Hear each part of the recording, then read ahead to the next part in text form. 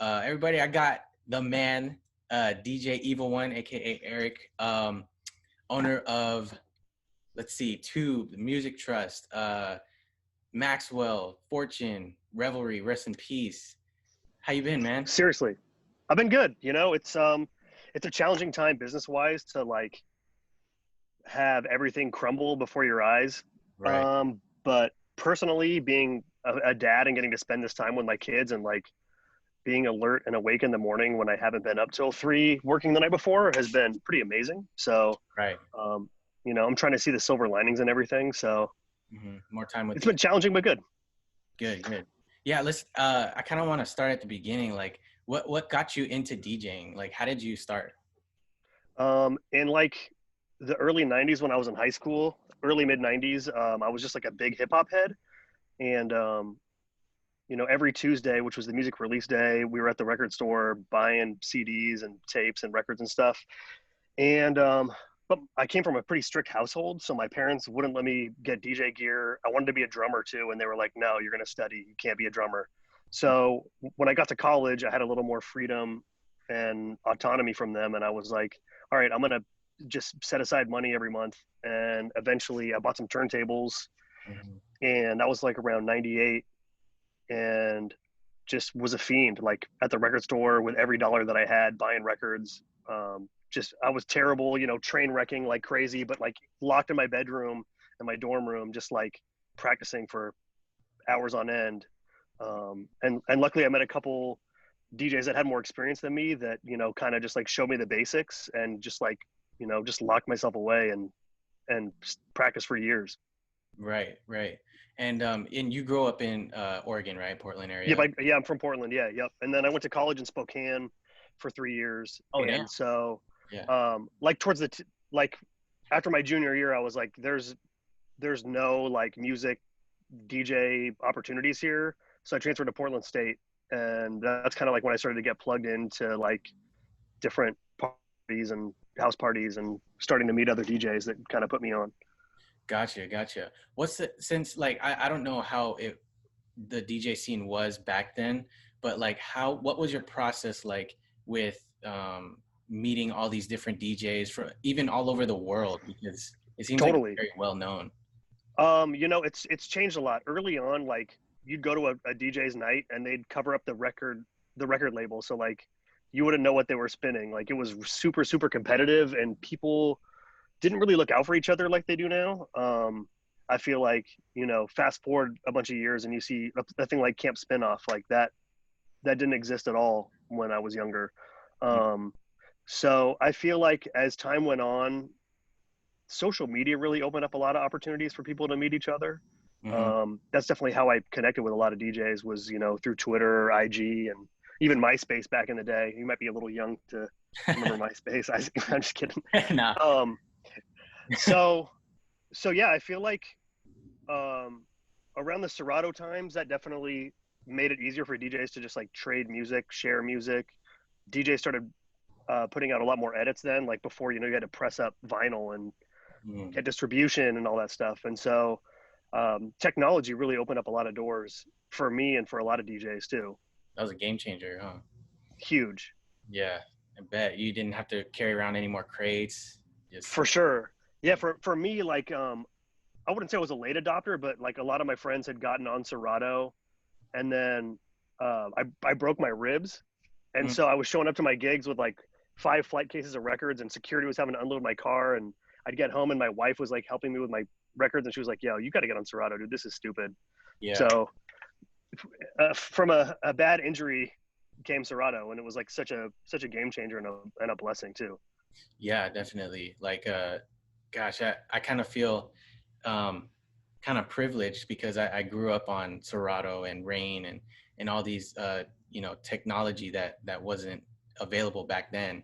So I didn't really get to experience the You're so lucky. Your back will hurt way less when you're my age as a result. That's hilarious. Yeah, man. Yeah, even Camp Spinoff. Like, how did you get involved with Camp Spinoff? I know we talked about it a little. Yeah, so Tina T, the founder of Camp Spinoff, is a old friend of mine. I met her through Red Bull DJ stuff way back in the day. And then, we just had been friends forever. And she was like, I'm going to start this camp. Like, I really miss camp from when I was a kid. And I feel like there's nothing like this for DJs. So I'm going to start it. And I was like, Mm-hmm. I want to be a counselor. Like, how can I be involved? And Mm-hmm. so she really just created it out of thin air with no blueprint, and found a place in Ojai, as you know, Mm-hmm. as a former camper. And she's just a great networker. And so she got sponsors and Yeah. awesome, amazing guest DJs, and just like created this thing from nothing. From nothing. And, here we are, got 11 years later, maybe. Mm-hmm. And, she's had some of the biggest and best DJs in the world as people, coming out and showing kids how to DJ and DJing pool parties for 30 kids. Like, Yeah. it's really a labor of love. And for me, it was the kind of thing too, where I was at a point in my career where I was living out of a suitcase and just on the road constantly. And every year you'd get to like connect with these kids that just had like the fresh Mm-hmm. perspective that I had when I was young. And it reminded me of why I did it. And it definitely like kept me going in my career, knowing that like people still like look at it as like a source of inspiration. And it inspired me. Like, Mm-hmm. connecting with you and all the other campers was such a huge part of Yeah, man. that. It's crazy. Yeah. Like how we met there. And then, years later, I end up playing for you. And And it's crazy because you were so much more grown up when I saw that DJ City video, and I was like, yeah. wait, I know this dude. Yeah, it's crazy. Man, not saying that that Camp Spinoff wasn't impactful, because it really is impactful, and I just feel like um Camp Spinoff like planted the seed for people For to sure. to be DJs and producers, but not many of them really took it further than that. Um, Totally. I wish it was more than that, but it's not on Camp Spinoff. It's more on the students.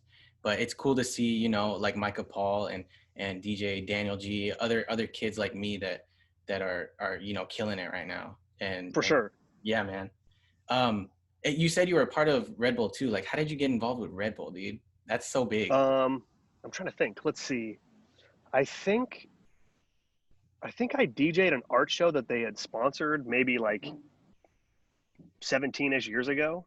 Hmm. And I met the local Red Bull rep, and he was like, "Yo, that was dope." And we exchanged business cards. And then next thing I know, they had a program called the Red Bull Music Academy, which, rest in peace to that too. That just ended. But Hmm. they had a rep in each market called the Mr. X. And so I got hired on to be the Mr. X, like as basically the Red Bull Music Academy liaison for Portland. I did that for about 7 years before I moved to LA. Hmm. And basically just connecting with people from different scenes and genres, and DJs and producers and singers and songwriters, and informing about the academy, and then also creating events based around it. So like, we had Prince Paul from De La Soul and like the Gravediggers come out, and we did an info session with him. And basically did like I don't know if you've seen any of the footage of like the different interviews they do at the academy, but we basically recreated that at Portland at Holocene. And he talked about all of his rich history and what he's done. And so just doing stuff like that, beyond DJing, just creating events and spreading information was like a key part of it too. Yeah, man. And you said you traveled the world, or not the world, but like the country and stuff. Like, what are other places that you DJ besides Portland and the Oregon area? um I mean, everywhere from like Miami to Hawaii to London, all over Canada, Wow. all over the Midwest extensively, up and down the East Coast, the West Coast, pretty much everywhere in the United States, and Yeah. Alaska a bunch. Hmm. And I got to go to Europe once a few summers ago, and like, it was super eye opening to get to play different markets and see how they knew some stuff there, but not stuff you would think they would know. Like, it was a trip. It was cool. Man, that's so inspirational, man. And especially like, with you and having kids and stuff, a wife, and a club life over here. It must be hard to maneuver all of that stuff and keep it organized. For sure. Yeah. I mean, once we bought Tube and started going more in that realm, I definitely scaled back my travel schedule. But that was kind of the goal all along, was that that wasn't sustainable to do that the rest of my life. Mm, And as a kid, my dad traveled constantly, and I knew that I didn't want to have that in my life for my kids. So I yeah. wanted to like create something a little more stable where I could be at home more. And Right. now here we are, home every day. Yeah. Hey, I yeah. didn't want to take it that far, but you know, Yeah. What's the most memorable place that you've DJ'd, would you say? um, playing in Hawaii is up there because you're in paradise. Hmm. Everyone is just beautiful and like in the best shape and tan and stylish and cool, and somehow knows every song you play. And it's just like, I don't know, there's just something magical about playing there. Right. Um, where that's definitely my happy place. Yeah, yeah. Um, what are the different vibes, would you say? Like Miami's totally different, I would assume, from Portland and like, Totally. Yeah, Miami's like super EDM, house driven. Um, it's very European there. So like, yeah, like I feel like Ibiza is like their main influence there. So it's like, coming from the West Coast where it's like even when EDM and like the up tempo stuff was popping, like it wasn't like how it is there where it's like you're DJing until 5 in the morning and like the shit is just yeah, hammer time the whole time. It's insane. right, right. And Yeah, like I like it. I'm glad that I got to experience it, but it definitely is like not my lane. different, huh? Yeah. Yeah. What would you say is your favorite genre to spin? I'm a hip hop head, so like definitely like hip hop and R&B Hmm. are where I'm like most comfortable, and like the 90 to 100 BPM range is kind of Yeah, my favorite pocket to be in. that's your go-to. Yeah, Yeah, hell yeah. that's cool. And that's cool that you based Revelry around that, you know. It's just that Totally. school vibe, you know, everybody can eat and chill while listening to dope music. And dude, I was so glad to be a part of that, man. I miss it so much. You don't even know, dude. Everyone loved you there for sure. How are you such an old soul, man? It's like I could put you in a room like that where it's like geared towards, Hmm. older folks, and you just like Hmm. crush it.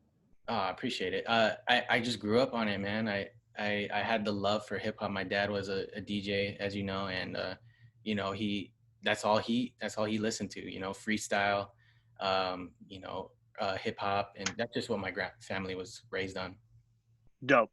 So yeah, man. But shoot, yeah, so like let's fast forward a little bit to like where you, maybe not fast forward, but like you have a wife now, you have kids, you know, it's really cool to see that your wife is your partner in all of this, you know. Totally. Like I feel like that's so rare to find, to have a partner that's also interested in what you're doing and has the same mindset to run these companies, and you know, to be stable and also have a family. Like how's that like? Um, it's amazing. I mean, I know so many DJs that like have the girlfriend that doesn't want her to be out in the club and is jealous if they like Yeah. are talking to anyone but them. And it's like, we don't have that problem. When I met her, she was doing music marketing for Scion, Mm. the car company, and they were throwing like crazy, insane art shows and parties and stuff. And that's how we met. And so she's a music head and like super into art and marketing and just like the culture. So, I mean, we just connected on that level. And that's kind of like what our interests are. So Yeah. it's just dope to like not have to like compromise in that regard. Hmm. Yeah, you guys can like balance out the work, you know. For sure. It'd probably be hard to run four companies or run four bars with, you know, by yourself. Totally. Yeah. And she's good at the things that I'm not good at, and vice versa. So we complement each other. And so, let that be advice to the DJs and people out there. Like, find somebody that like compliments you and builds you up. It really goes a long way. Right. Yeah. Tell me more about the Music Trust. What is the Music Trust?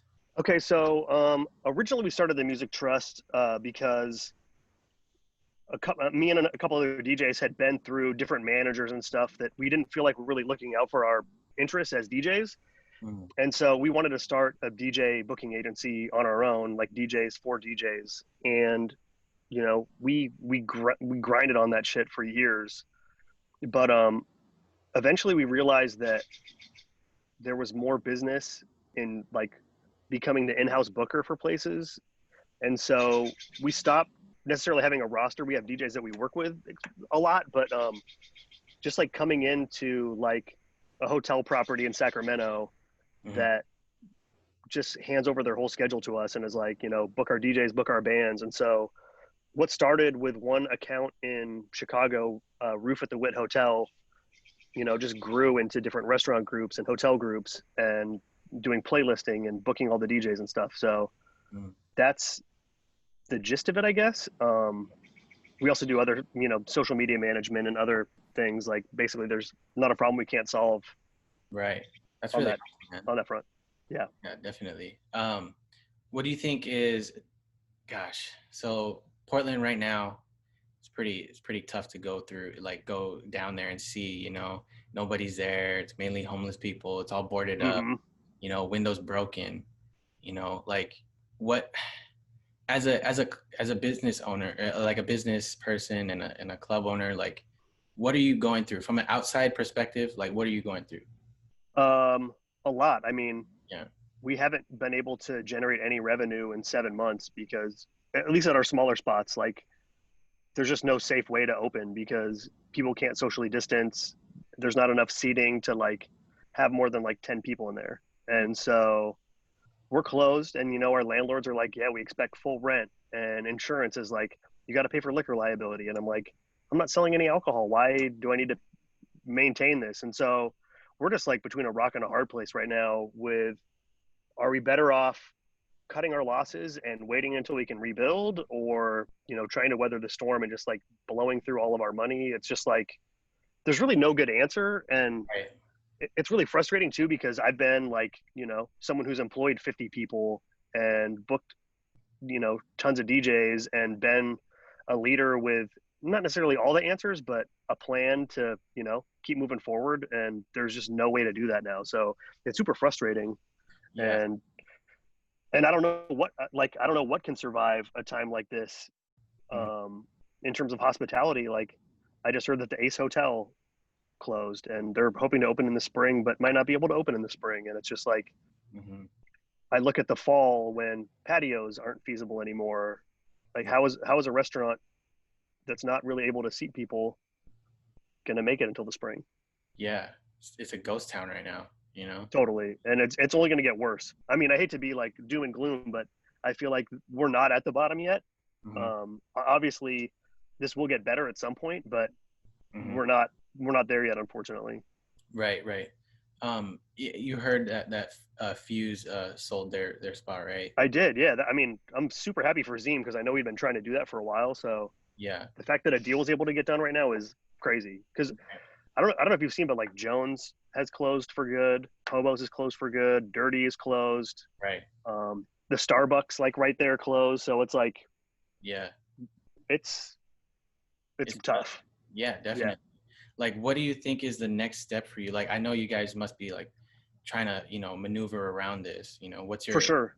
plan? For the first 3 months, we were like writing to senators and Congress people and just telling them the plight of our industry. Mm, And I feel like that was heard. And they passed the PPP and some SBA loans, but yeah. that was 7 months ago, and that was like a 2 month plan. And so fast forward a couple months, now it's like, okay, I'm gonna get a real estate license, and Karen is gonna get into recruiting because what what if this doesn't end for another year or 2 years? Like the kids are hungry and need shoes and clothes, so it's like Yeah.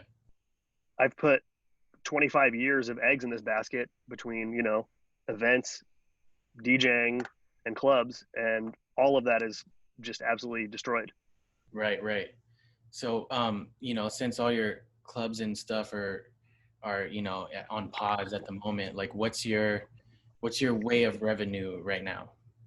Um, Luckily, Century's open, so Hmm. that's been a blessing, and it has a really nice patio, and Hmm. people have been supportive and safe, and it's outside only, so I don't know how long that will last, Hmm. but luckily we were smart and have been saving money and not like wiling out. So Yeah. we can get through for the time being. But yeah, that's definitely like we hit that point though where it was like we've Mhm. only had spend savings Mhm. and like rent at the places is crazy and all the bills that are just associated with like sitting there closed. So it's like Yeah.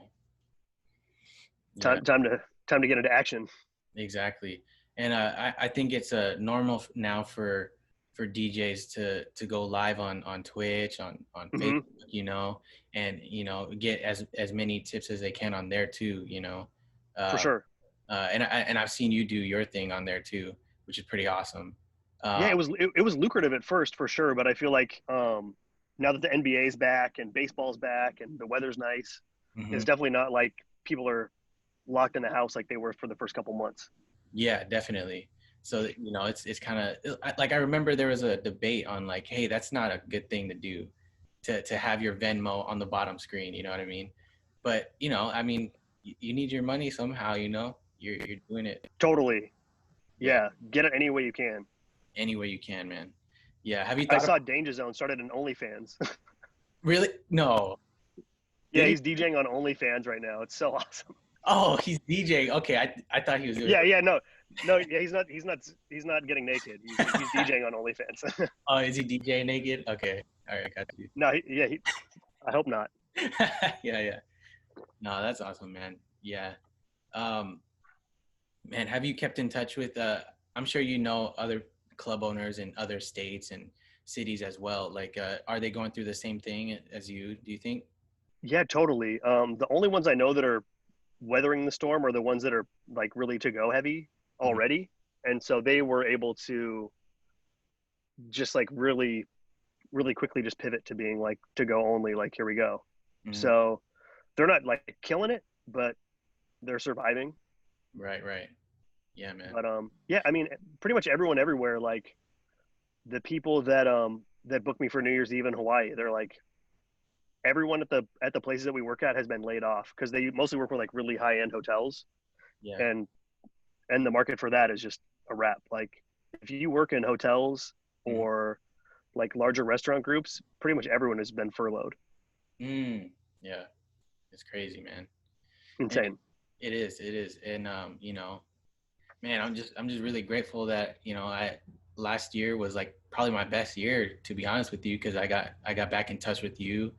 I started you created this path for me, and a whole bunch of people, like you said, you recruited like 50 plus people, to work for you, and you gave people jobs, and you gave people experiences and memories to that they can go back on. Man, it's crazy. Like like now it's just so different because you go from this one great year of just always being booked at on weekends, and then now there's nothing. It's pretty It's weird. yeah. So do you still have your day job? I do. Awesome. Phew. Yeah. Yeah. I was about to quit too.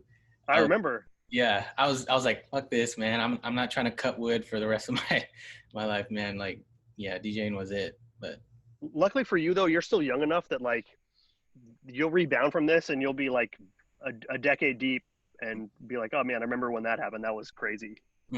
yeah. For me, as like as an older cat, I mean, I don't Yeah. know how long I can wait this out. Right, right. Yeah, I mean, I know, like, I'm very grateful that I'm working with a wedding company too, and Oh, awesome. we have some gigs that we've been doing for the past couple months, like August, September. So I mean, I'm trying to get more experience in that realm as well. So that's another way that I'm getting revenue and whatever. But yeah, man, have you done weddings before and stuff like that? I, Yo, low key, I love doing weddings. Really? It's super fun. Yeah, I mean, everyone's there to have the best day of their life, and I mean, yeah, there's you get the occasional bridezilla, but it's like such a happy day and like a just a overall good experience that Mm. I love it. Yeah, man. And like doing weddings like that, you can plan out how you want your wedding to be, It's not as Yep. stressful because No, you totally. know exactly what's gonna go on, Yep. you know. So yeah, that's pretty awesome. Like, did you have a DJ for your wedding? We did. Yeah. My buddy Eveready, who does the Snapback Party in LA, Mm, gotcha. he DJ'd it, and then Stone Rock also like did an hour guest set Got you. and So, smashed it. It so was you, awesome. yeah, you already know it was just a night to just sit back and relax. Yeah. Totally. And there was a lot of DJs there too. So the DJ was super nervous, like, oh man, this is like the worst room to play for, but he killed it though. It was awesome. Yeah, because you're all judging each other. It's just like, oh man, I can do that kind of thing. Yeah. Totally. Yeah. Yeah. Well, shit, man. Yeah. Yeah. I mean, thank you for coming on, man. I just wanted to catch up with you a little bit. Just For sure. Thanks for having me. of course, man. You know, I hope for the best, and you know, we keep in touch, and you know, thank you. Thank you for everything. Yeah, absolutely. Yeah, I'm always here. Hit me up whenever, you know. I got your back. Appreciate you, man. Much love. Yeah, hell yeah. Yeah, you too. I'll talk to you All later. right. Peace, man. Peace.